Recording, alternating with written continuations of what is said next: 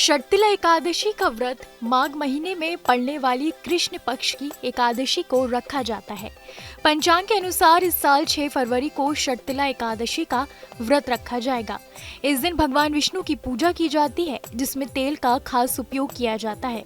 मान्यता है कि इस दिन भगवान विष्णु की विधि विधान से पूजा कर ली जाए तो मोक्ष के द्वार खुल जाते हैं।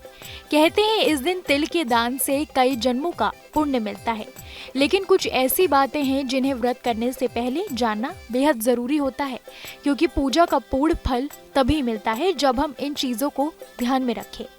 एकादशी के दिन व्रत रखना शुभ माना जाता है। ये दिन भगवान विष्णु को समर्पित होता है और तुलसी विष्णु जी को अति प्रिय है, इसलिए तुलसी के पत्ते के बिना पूजा अधूरी मानी जाती है।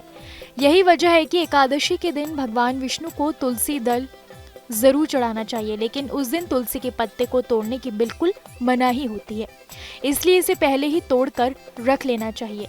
एकादशी के दिन तामसिक भोजन का सेवन नहीं करना चाहिए।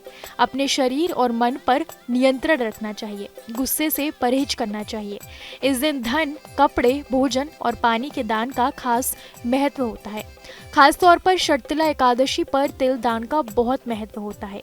मान्यता है कि इस दिन जो व्यक्ति जितना तिल दान करता है, उतने ही साल उसे स्वर्ग में रहने का सौभाग्य प्राप्त होता है। इसलिए षटतिला एकादशी पर तिल का दान जरूर करना चाहिए। वहीं धर्म की जानकारों के अनुसार एकादशी के दिन भूलकर भी चावल का सेवन नहीं करना चाहिए, क्योंकि पौराणिक कथा के अनुसार मां भगवती के क्रोध से बचने के लिए महर्षि मेधा ने अपने शरीर का ही त्याग कर दिया था, जिसके बाद उनके शरीर के अंश धरती मां में समा गए थे। उस दिन एकादशी तिथि थी। कहा जाता है कि महर्षि मेघा ने चावल और जौ के रूप में धरती पर जन्म लिया।